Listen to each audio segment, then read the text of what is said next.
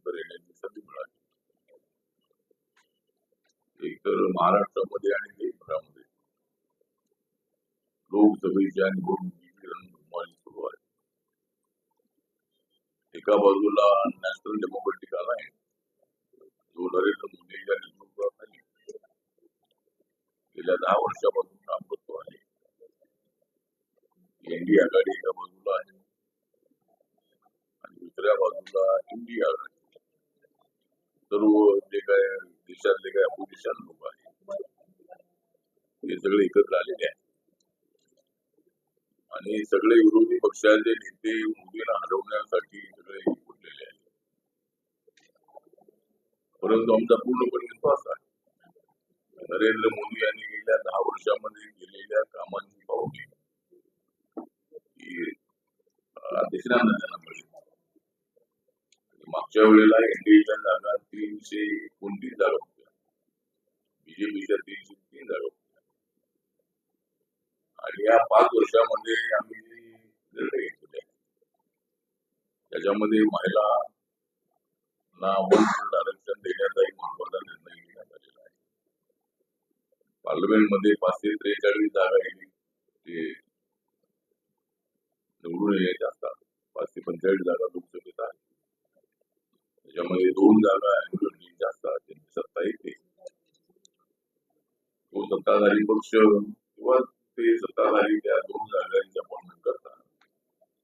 निवडणूक असते 543 जागा होते, त्याप्रमाणे 181 जागा या महिलांच्यासाठी लोकसभेमध्ये रिझर्व करण्यात आलेल्या आहे आणि सर्व विधानसभेमध्ये सुद्धा 1/3 जागा या महिलांना मिळणार आहे. निर्णय जरी आता झालेला नसला आपला महिलांच्या आरक्षणाचा तरी 2024च्या निवडणुकीमध्ये या सगळ्या जागांचं शक्यता होती आणि त्यामुळं आता महिला आरक्षण बिल जे पास झालेलं आहे त्या कायद्याप्रमाणे 2029च्या निवडणुकीत महिला आरक्षण हे लागू होणार आणि महिलांनाही सशक्त करण्याचं काम हे मोदींच्या नेतृत्वाखाली होत आहे. आम्हाला गर्व या गोष्टीचा आहे. डॉक्टर बाबासाहेब आंबेडकर हे लॉ मिनिस्टर असताना बाबासाहेब आंबेडकरांनी हिंदू कोड बिल पार्लमेंटमध्ये मांडलो.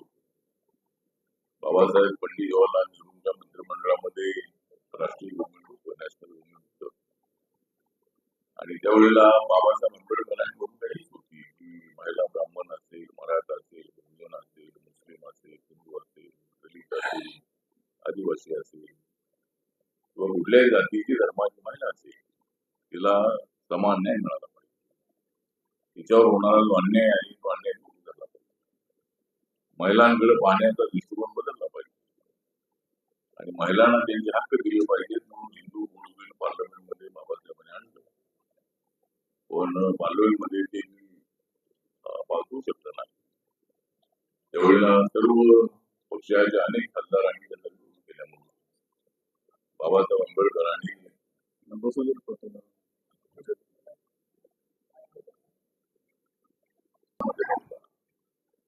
त्यामुळं बाबासाहेबांचं धोरण या महिला आरक्षण बिलाच्या नंतर जागा झाली आणि याच्या अगोदर 2-3 वेळेला हे बिल अनेक वेळेला संसदेमध्ये आणलं. त्यावेळेला आम्ही लोकसभेमध्ये होतो. समाजवादी पक्षाच्या आणि राष्ट्रीय जनता दलाच्या नेत्यांनी खासदारांनी ते बिल 3-4 वेळेला काढले होते. त्यामुळे ते बिल काय पास होऊ शकलं नाही. नरेंद्र मोदी यांनी योग्य वेळ साधली आणि यावेळेला बिल आणल्यानंतर कुठल्याच पक्षाने विरोध केला. सगळ्या पक्षांचा मी आभार मानतो. महिला आरक्षणाला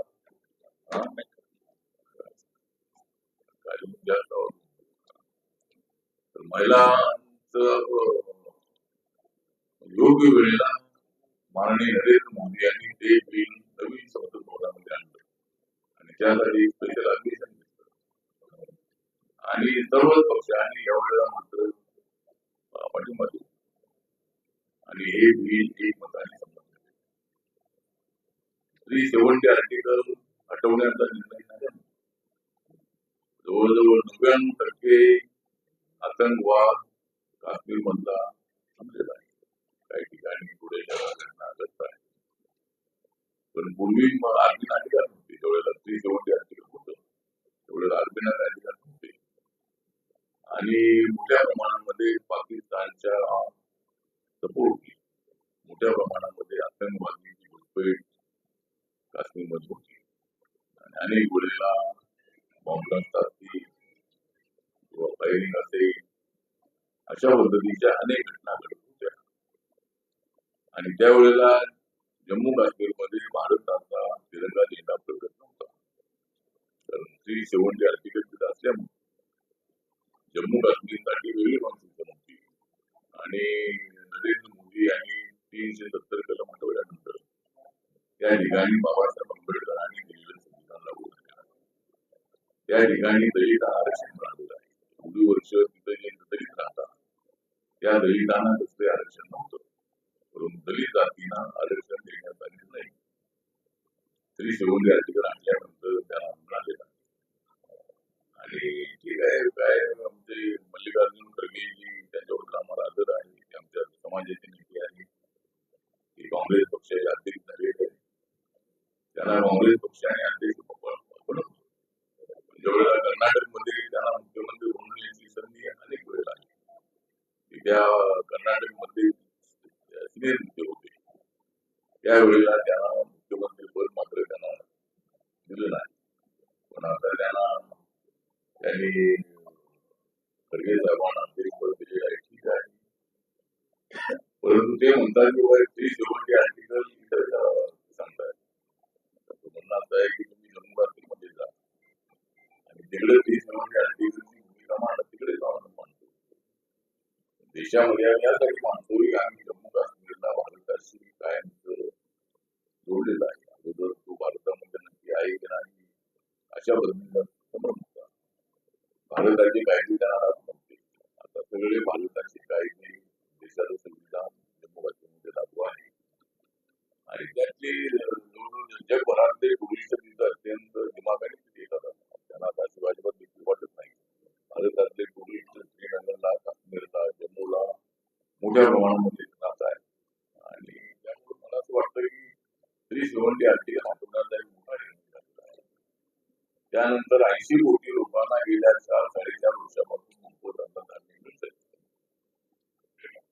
आणि ते अन्नधान्य आता 80 कोटी लोकांना 5 वर्ष देण्याचा मोठा निर्णय झालेला आहे.